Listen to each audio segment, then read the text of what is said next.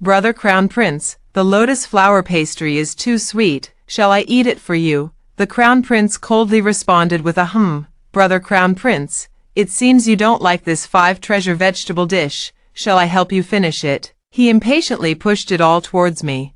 I spent the whole summer at Sian Temple freeloading vegetarian meals with the Crown Prince, and not only did I not lose weight, I actually gained 3 pounds before parting. I looked at the Crown Prince with reluctance. Without him, I would have to go hungry again. Suddenly, I heard him shout at me in annoyance, "What are you standing there for? There's even more food in the palace that I don't like to eat. Hurry up and follow me." Hello, everyone, welcome to my channel. Subscribe us to read wonderful novels every day. Now the story begins. I am the illegitimate daughter of the Duke of Anghua's household. Every summer when the Empress Dowager goes to Sian Temple to worship Buddha, she selects 1 or 2 young girls from the families of imperial relatives and nobles to accompany her. At first, everyone competed to go, and of course, such a good opportunity wouldn't fall to an unwelcome illegitimate daughter like me. But after 2 or 3 years, those noble ladies were no longer willing to go. The reason is none other than the vegetarian food at Sian Temple being truly unpalatable. Every young girl who accompanies them there returns after a summer, noticeably thinner from hunger. The pampered young ladies naturally can't endure such hardship, and doting parents can't bear to subject their daughters to it. Moreover, those who have been there say life in the temple is extremely dull. There's nothing to do but listen to Zen teachings. The Empress Dowager spent her days chanting scriptures and didn't require their constant company. She only summoned them occasionally when she remembered, so by the end of summer, they still weren't familiar with her. This made even those who had hoped to curry favor with the Empress Dowager lose interest. It was under these circumstances that I volunteered to accompany the imperial carriage. The Empress Dowager looked at my plump, round figure and, for once, showed a hint of hesitation. "Did you go there willingly? The vegetarian food there is quite mediocre. Nothing compared to what you have at home." I nodded firmly. Recently, my stepmother had been strictly controlling my diet because my father said I was too plump and not as clever as my elder sister from his first wife. For her, the husband's word was law. Only 1 meal a day was allowed, and that precious single meal consisted of nothing but plain water and cabbage. I was so hungry that I ended up drinking water all day long, yet, ironically, even drinking water made me gain weight. Now, my stepmother wouldn't even let me drink more water. If this goes on, I'm going to faint from hunger. No matter how unpalatable the vegetarian food is, the Empress Dowager wouldn't let me starve. The Empress Dowager was quite skeptical about whether a child like me, who obviously has a big appetite, could endure the strictly vegetarian meals at the Temple of Compassionate Peace, but since I was the only one who volunteered to accompany her, I was ultimately chosen. I count the days on my fingers. And finally, the day arrives when the Empress Dowager sets off for the Sian Temple. I board the carriage prepared by my family, accompanied by the maids arranged by my aunt. Their primary task is to ensure I don't overeat. Glancing at the 2 maids beside me, it's clear without a second thought, there won't be any food in this carriage. I closed my eyes, trying to ignore the burning hunger in my stomach. Just a few more hours to endure, and once we reach Sian Temple, surely they wouldn't dare stop me in front of Her Majesty the Empress Dowager. So hungry, so hungry, so hungry. Just hold on a little longer, hold on. Just as I was struggling with my hunger, the carriage suddenly came to a halt. Soon, a young eunuch ran over to deliver a message. "Miss Liu, Her Majesty the Empress Dowager requests your presence in the Phoenix carriage." I suddenly opened my eyes and, without waiting for the 2 maids to react, immediately jumped down from the carriage. "Eunuch, please take me there quickly." The Empress Dowager's Phoenix carriage. Needless to say, there must be delicious food inside. I turned and instructed the 2 maids, "You 2 needn't come along, stay seated here. I imagine there won't be many empty seats up front, so there's no need for you to walk beside the Phoenix carriage." The young eunuch immediately chimed in with a smile. "Miss Liu, though young, is truly considerate. Her Majesty the Empress Dowager said the same. Rest assured, sisters, there are plenty of attendants up front." since Her Majesty the Empress Dowager has spoken thus, the two maids supervising me had no choice but to back down. I followed the young eunuch onto the Empress Dowager's phoenix carriage. The moment I saw Her Majesty, I was even more excited than if I had met my own grandmother, my eyes shining as I loudly exclaimed, "Your Majesty the Empress Dowager." Startled by my fervent tone, the Empress Dowager also broke into a smile. "All the other little girls are afraid of me, but you're quite bold. Come quickly and sit by my side, to keep my grandson company." Only then did I notice a thin young boy sitting beside her. A palace maid reminded me, "Hurry and pay your respects to His Highness the Crown Prince." So the Crown Prince was here too. The palace etiquette I'd learned flashed through my mind. I could have done it properly, but I was so hungry and weak that when I bent my knees, I collapsed straight to the ground.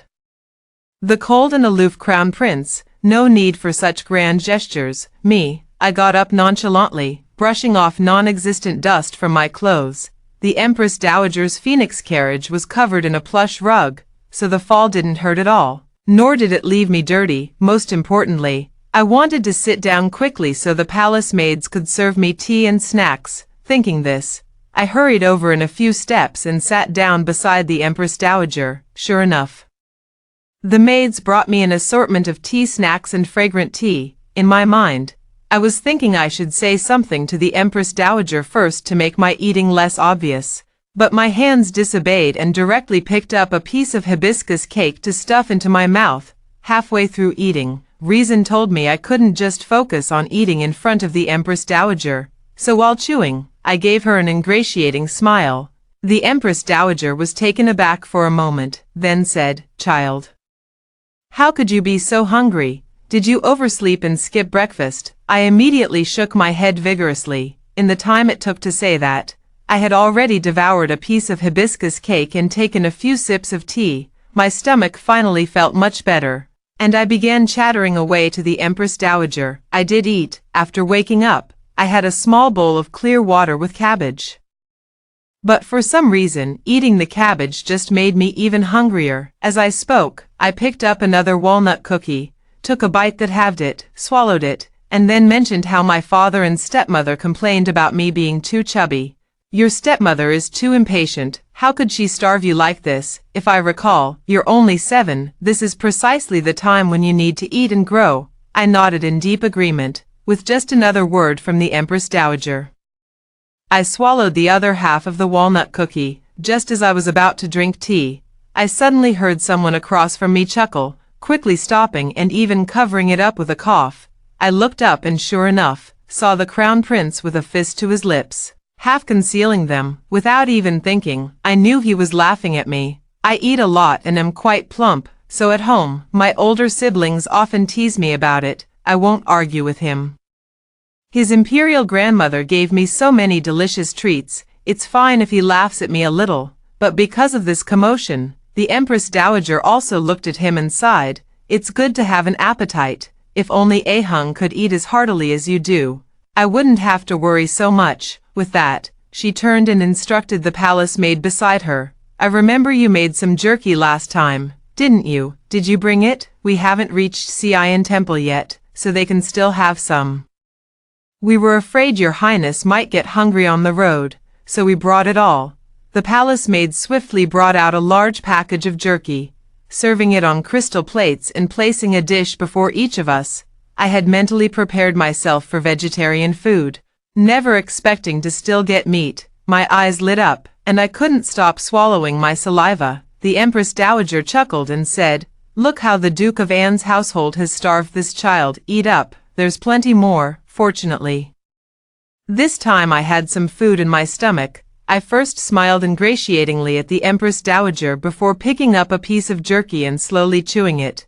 The jerky was tough. I chewed one piece after another slowly along the way, savoring the unique salty aroma that made me squint with pleasure. When thirsty, I took a few sips of the sweet tea specially brewed for me earlier by the Empress Dowager's order, with a full stomach and renewed strength.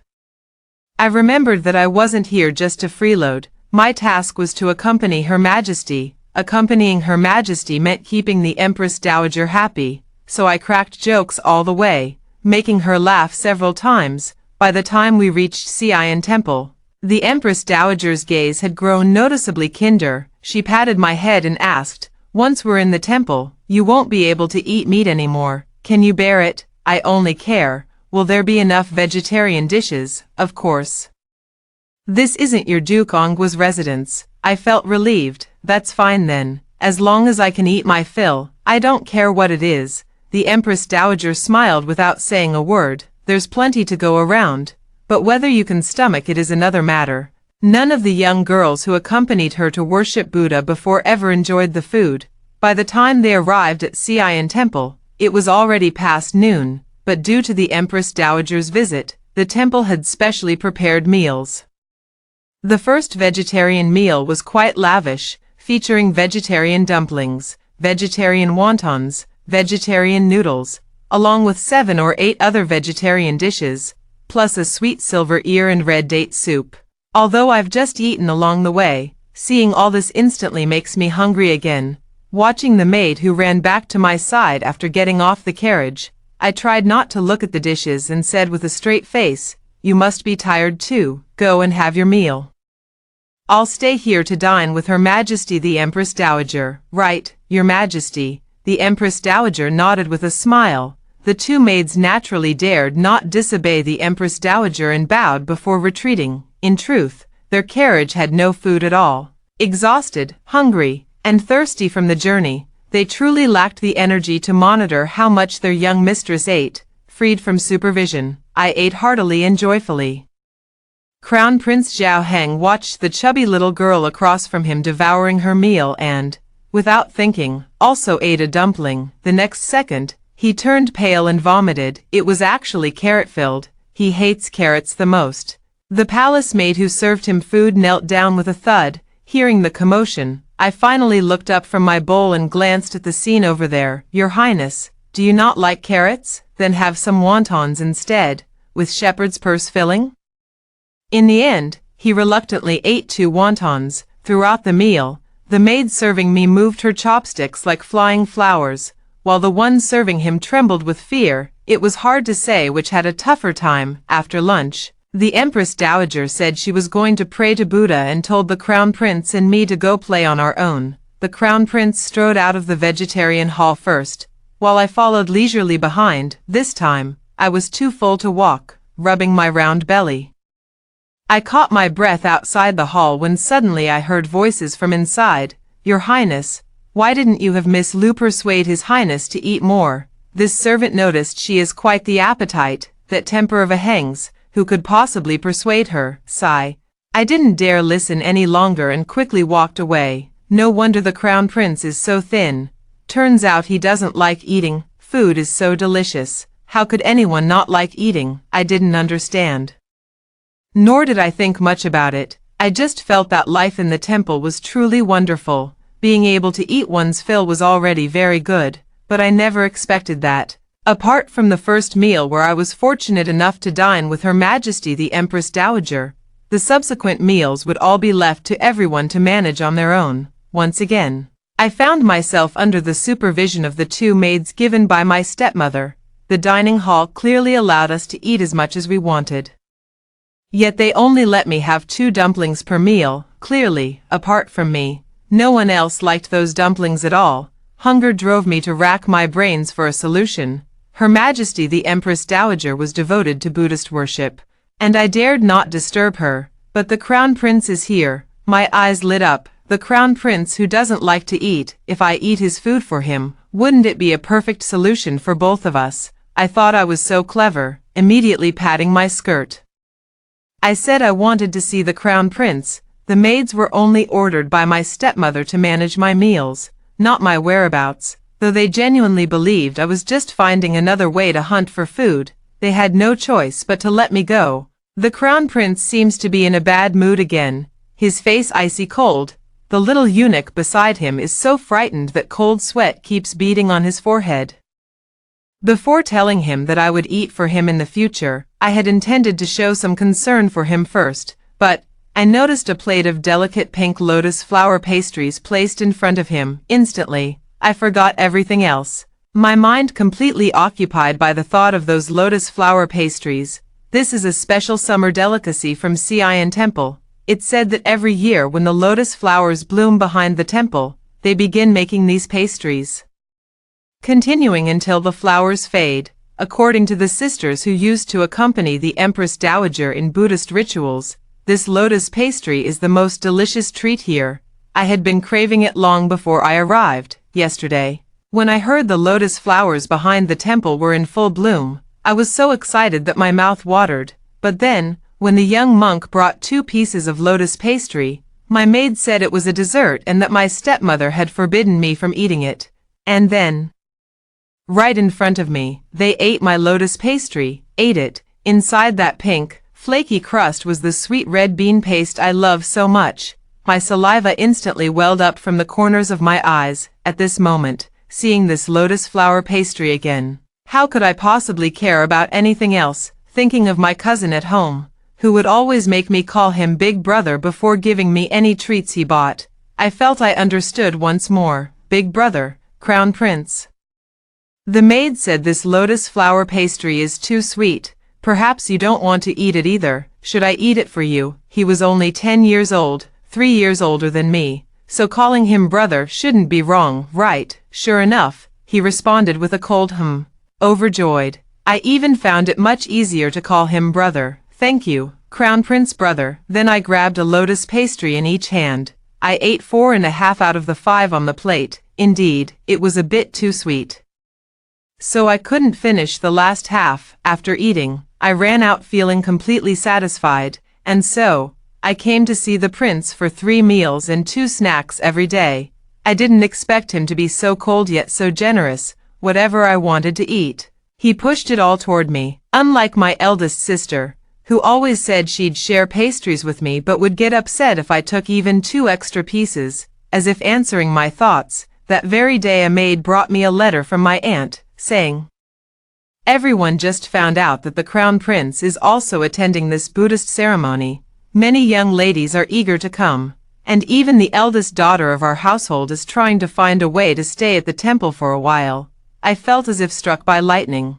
I was somewhat afraid of my elder sister. Since childhood, my stepmother had always compared me to her. She was born of the principal wife, while I was born of a concubine. She could recite poems at 3. While I could barely speak clearly at that age, she was poised and graceful. While I would trip over my own feet if I wasn't careful, none of this mattered much. What really made me angry was how, just because she was thin, my stepmother was determined to make me just as skinny. But I am who I am. Why can't I be plump when my elder sister is slender? For the first time, I lost my appetite and sat across from the Crown Prince, eating even slower than him. "What's wrong with you?" The Crown Prince suddenly spoke up. I snapped out of it. "Nothing, he sneered. "I ate all your favorite vegetarian spring rolls, and you didn't even react, still saying it's nothing." "What? You ate my vegetarian spring rolls?" I looked down at the plate and sure enough, it was empty. Normally, I would have made him trade me 2 plates of other dishes for it, but today I just wasn't in the mood. From what Auntie said, it seems my elder sisters are all here for the Crown Prince. Once they arrive, where would there be any room left for me to dine with him? I'll surely be stuck with the maids again. Going hungry, what difference does it make whether I skip breakfast or dinner? Thinking this way, I found the whole affair utterly pointless, so I simply set down my chopsticks and stood up to leave. The Crown Prince wouldn't have it and stopped me with a hand. "Fat pumpkin, you haven't eaten anything today. What's going on, fat pumpkin?" I pointed at myself in disbelief.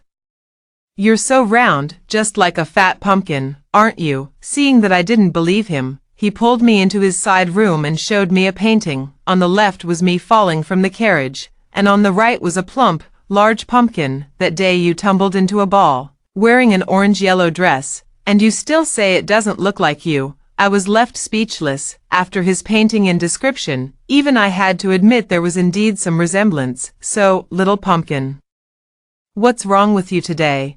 I wasn't in the mood to talk about it at first, but his interruption somehow made it feel natural to mention that my elder sister and the others were coming. Wherever my elder sister goes, everyone only likes her. If she hadn't declined to come, I wouldn't have had the chance to accompany the Empress Dowager here. Once she arrives, I'll probably be sent back down the mountain again." As I spoke, I couldn't help but feel down at Kian Temple.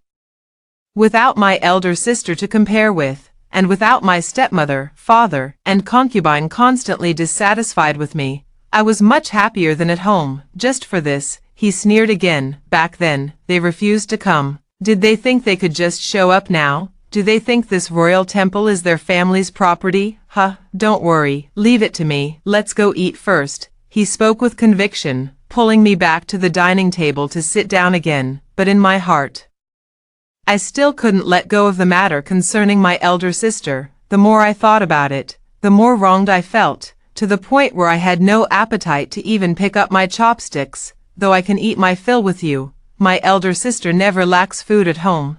Why would she come after you? Clearly, she can eat whatever she wants from mother's little kitchen.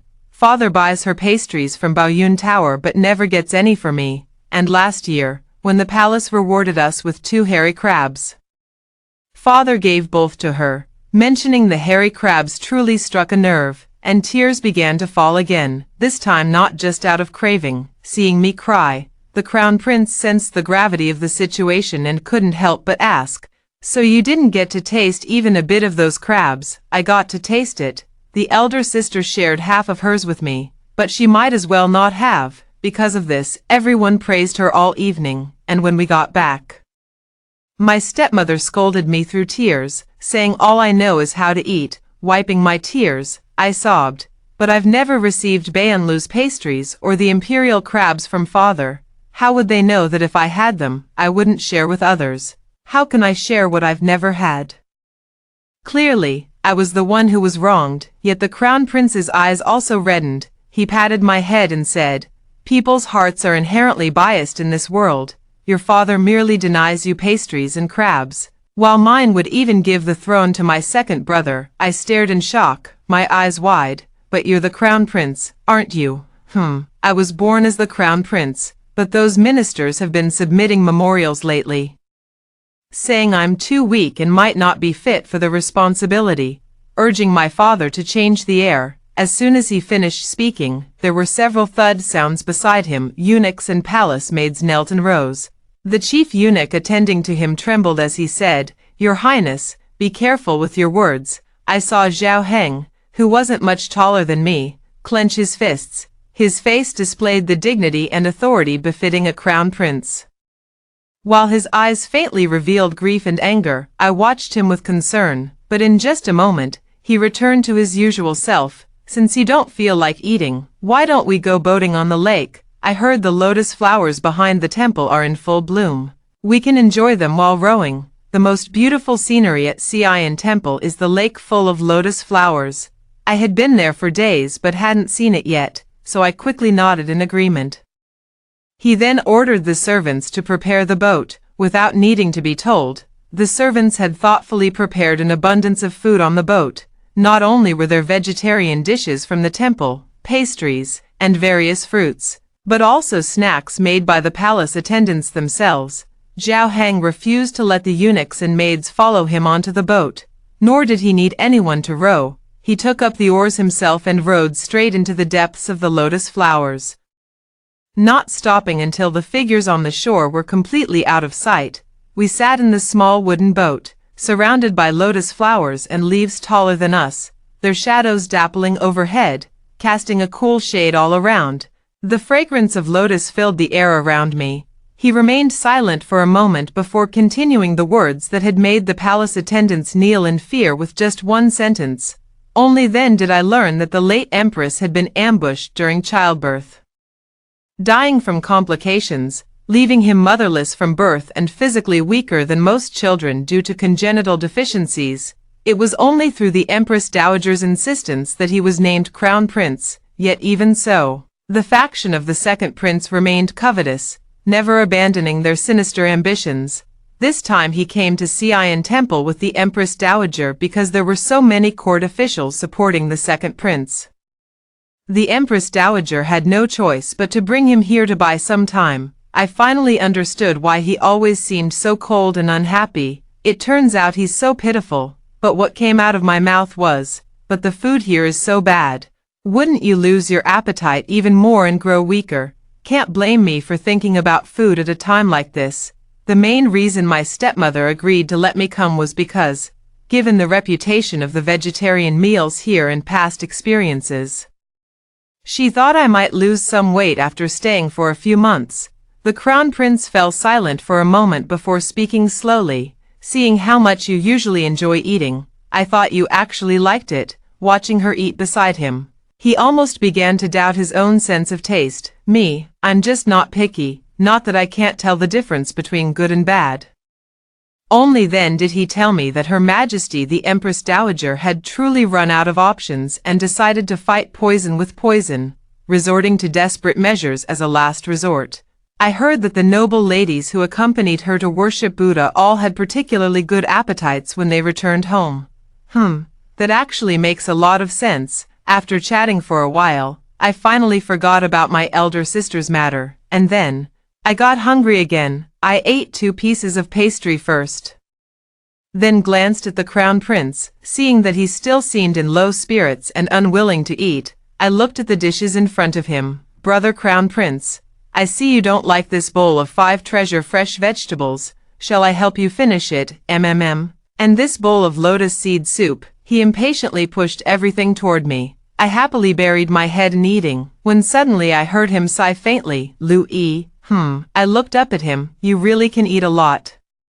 He reached out with his long arm and snatched the remaining half bowl of lotus seed soup from my hands. Your aunt wants you to lose weight, but it's harder than the imperial concubine wanting the second prince to become the crown prince. I stared at him blankly, completely failing to understand the latter half of his sentence.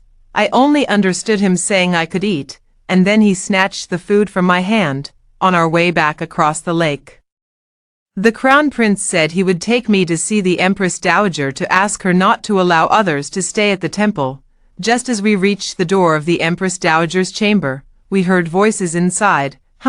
Send word back that I have ear to keep me company. That's enough. There's no need for so many people to come. Don't disturb my peace. Your Highness is absolutely right. They say a good appetite is a blessing, and this humble servant can see that Miss Lu is truly blessed. Since His Highness the Crown Prince has been with her, he's been eating more at meals lately and hasn't fallen ill all these days. I believe His Highness's health will improve significantly even before returning to the palace. The Empress Dowager chuckled and said, indeed, he wouldn't touch the exquisite delicacies in the palace. Yet here he's picking up half-eaten lotus pastries. Hearing this, I turned to ask Zhao Heng, does Her Highness the Empress Dowager mean that no one else should come? So we don't need to bring it up again. Before I could voice the question, I saw him blush from the base of his ears all the way to the very tips. I hadn't figured out what was wrong with him when he quickly ran away, with such agility. He doesn't seem that weak after all. Scratching my head, I returned to my room in confusion. Halfway there, I finally remembered the last words the Empress Dowager had said. Did Zhao Heng eat the remaining half of my lotus pastry? So he actually likes this. At the time, I saw he hadn't touched the entire plate, so I really thought he didn't want to eat it. If I had known earlier, I would have saved a whole one for him. I ate 4½ at the time, which was really a bit too much. None of the elder sisters ended up coming to Xi'an Temple. I spent my days in the temple following the Crown Prince around, eating and drinking to my heart's content for over 2 months. To the Empress Dowager's delight, his health actually improved significantly. The only disappointment was for my aunt. Not only did I not lose weight, but I actually gained 3 pounds. The days of eating and drinking to my heart's content were blissful but passed too quickly, in the blink of an eye. He had to return to the palace with the Empress Dowager, and I had to go back to my own residence. I really didn't want to part with him, mainly because I couldn't bear to leave behind the endless supply of pastries and snacks around him. Thinking of the plain boiled cabbage waiting for me at home, I grew so reluctant to leave him that I nearly burst into tears. Just as Zhao Heng was about to board the Empress Dowager's Phoenix carriage, he saw the chubby girl standing there, looking at him with tearful eyes. He paused in his steps, and before he knew it, the words slipped out. What are you standing there for? There's even more in the palace that I don't like to eat. Hurry up and follow me. Bringing a minister's daughter into the palace wasn't quite proper, so he pleaded with the Empress Dowager again. Isn't it just the season for hairy crabs? My stomach is too weak to handle them. Why not let her come to the palace and eat them for me? Hairy crab. Just as I approached him, I heard this, and my eyes instantly lit up again. I couldn't help but look eagerly at the Empress Dowager, swallowing hard. The Empress Dowager looked at us with loving eyes. All right. Eeyore always eats the things you don't like for you. She shouldn't eat for nothing. I'll grant her the title of County Princess and have her enter the palace to keep me company. How about that? Before I could even thank Her Majesty the Empress Dowager for her grace, Zhao Heng seemed even happier than I was, exclaiming loudly, "Thank you, grandmother." I thought to myself, perhaps there really were many dishes in the palace he didn't like, and he genuinely needed my help. Spring passed and autumn came, and I lived in the palace for 8 years. During these years, I enjoyed fine clothes and delicious food in the palace, yet I unknowingly lost a lot of weight. Even if I wore orange-yellow clothes again, I no longer resembled a little pumpkin at all. But the Crown Prince still always calls me Little Pumpkin, especially when we're fighting over food. Every time he wins, he grins at me triumphantly. Little Pumpkin, I won again. I think the reason I'm losing weight is because his appetite keeps growing, and he's always stealing food from me. The Crown Prince is no longer the same boy who used to push all his food toward me when we were little. Back then, he was only slightly taller than me. But now he's almost a full head taller. As I grew increasingly thinner, he became more and more robust, excelling in horseback archery with such precision that he could shoot an arrow through a willow leaf at 100 paces. Yet no matter how often he snatched food from me, I still preferred life in the palace and had no desire whatsoever to return home. The Empress Dowager intercepted several of my father's requests to bring me back home. That year, my father once again petitioned to have me return home. I am already 15 years old and must return home to meet my prospective groom. The request was reasonable, and even the Empress Dowager could no longer refuse, so she had to let me go back. As I prepared to return to my long-separated home, I found myself inexplicably nervous. Oddly enough, throughout the journey, my father treated me with great courtesy, no longer nitpicking and criticizing me as he had when I was a child. The entire court knows I am the county princess most favored by the Empress Dowager, and I am no longer plump, so I no longer have to worry about my stepmother giving me only half a bowl of plain cabbage soup every day, as expected, when I returned home. My stepmother, concubine, and even the matriarch treated me with respect, preparing a lavish feast that even included pastries from the renowned Baoyun Tower. I thought to myself, indeed, I am now a county princess. Every year, I bestow the family with prized hairy crabs, and having studied extensively under the Crown Prince, they can no longer claim I fall short in every way compared to my elder sister. From now on, they will treat me just as well as they treat my elder sister. I ate the sweet and soft jujube paste rolls from Baoyun Tower, and my wariness and alienation towards home gradually melted away in the soft, sweet aroma. What I didn't expect was that while they indeed stopped saying I wasn't as good as my elder sister, they proposed after the meal that I should marry in her stead, to the second prince. Upon hearing the old lady's words, the blood in my veins instantly froze. The pastries from Baoyun Tower weighed heavily in my stomach, making me nauseous to the point of wanting to vomit immediately. I didn't look at anyone else, only at my stepmother. I could accept that everyone else favored my elder sister more, but my stepmother, she was my own birth mother. My stepmother gazed at me with her pitiful, tear-filled eyes. Ijia, marrying into the second prince's residence means becoming a princess consort. How wonderful. If it's such a good match, why doesn't eldest sister marry him? Though I may be naive, I don't wish to take what belongs to my sister, I said softly. Stepmother came over and took my arm. After the second prince was injured, his temper became violent. With the Empress Dowager protecting you, he wouldn't dare mistreat you. But your eldest sister is so delicate, how could she endure it? My face remained expressionless as I let out a cold laugh, much like the Crown Prince would. So the human heart can truly be this biased, so when the heart grows cold, One can indeed laugh with such chilling indifference, so she too was aware. The second prince, injured and disabled, had become cruel and violent. A prince with physical disabilities could never ascend the throne. The second prince had recently fallen from his horse and broken his leg. The imperial physicians said he would never walk properly again. They just didn't know that it was the crown prince who did it. When he was planning it, I was right by his side, helping him come up with ideas.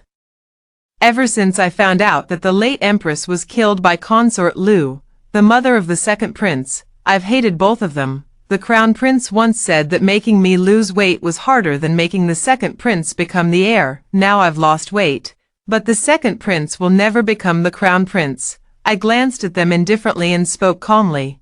Everyone knows I belong to the crown prince's faction. If I abandon him now to marry the second prince, have you considered what would happen to me if the crown prince ascends the throne in the future? Your Highness, what brings you here? He didn't say a word.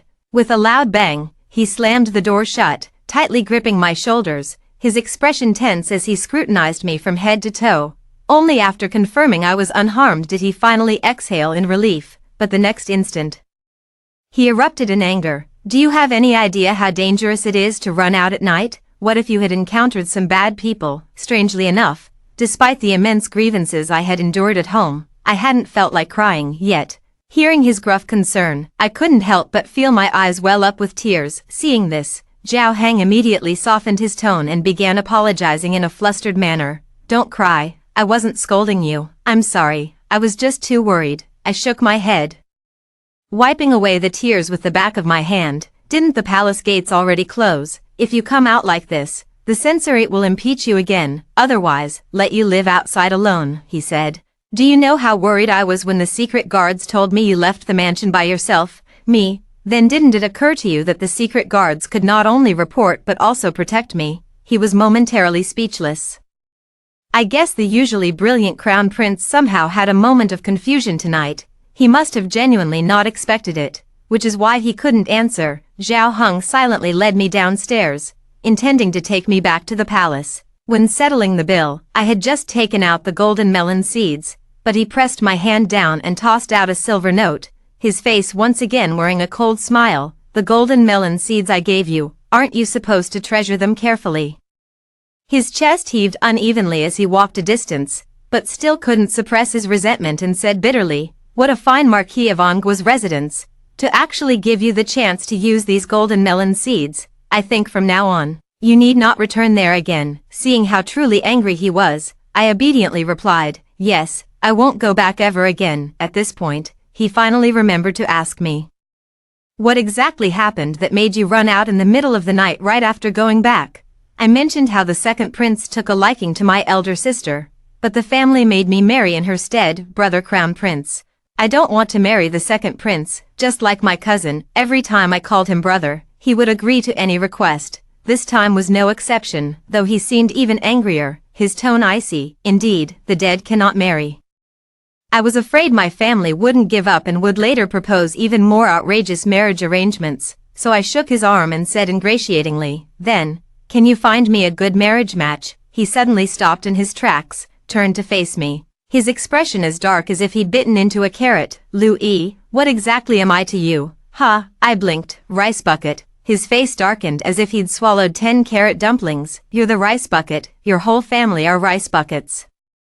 No, I misspoke. I meant to say, following you means I'll never go hungry. Saying rice bowl isn't right either. You've given me so many bowls. I think there must be at least as much as a rice bucket. He took 2 deep breaths, then paced back and forth angrily 2 or 3 times. Just as I was about to ask him if he was returning to the palace, he suddenly pressed his hand on my shoulder again. I'm not talking about food right now. What I mean is, if I asked you to be the crown princess, would you agree? I froze for a long time, so long that the light in his eyes gradually dimmed, until he finally released me and turned away. I couldn't bear to see him sad, so I hurried over and reluctantly told him the truth. You're going to be the emperor someday. Every emperor gets obsessed with alchemy when they grow old, but I don't like taking elixirs. His father is currently obsessed with alchemy and even gave me 2 pills. They were bright red, and I really didn't want to take them. So I left them buried at the bottom of my chest. This is probably the only thing in the world I don't want to eat. The Crown Prince massaged his forehead. I'm much pickier than you, okay? If you don't like that elixir, I like it even less, that's true. Seeing me waver, he slowly tempted me. Moreover, as the Crown Princess, you can stay in the palace forever and never have to return to the Duke of Anghua's residence again. They would only come to pay respects to you. Don't you love the palace and the Empress Dowager very much? That makes perfect sense. He completely convinced me. Well, if I become the Crown Princess, will you let me have my way during meals in the future? He took my hand again and continued walking toward the palace. Of course. Do you promise? I promise. The late-night street was quiet, and the moonlight stretched our shadows long. Having received the promise, I was happy. So I decided to tell him a secret, Brother Crown Prince. Actually, I don't just like the Empress Dowager, I also really like you. Extra chapter, the Crown Prince broke his promise. No, now he should be called the Emperor. He clearly promised to let me have my way during meals, but in the end, he did not. Originally, I only had to focus on defending against him, but now my son has been corrupted by him too, saying that snatching food is more delicious than what the palace maids serve. That day, there were only 2 fish balls left on the plate. The 3 of us fought over them, and in the end, the father and son each took one. I watched helplessly as my beloved meatball flew away, glancing at this one and that one, my eyes filled with longing. Suddenly, a meatball landed in my bowl. I grabbed it for you, little pumpkin. Then, another meatball landed in my bowl. I helped mother grab them too. I squinted happily at the 2 fish balls in my bowl. If everyone in the world is destined to be biased, now I have someone who is biased towards me too.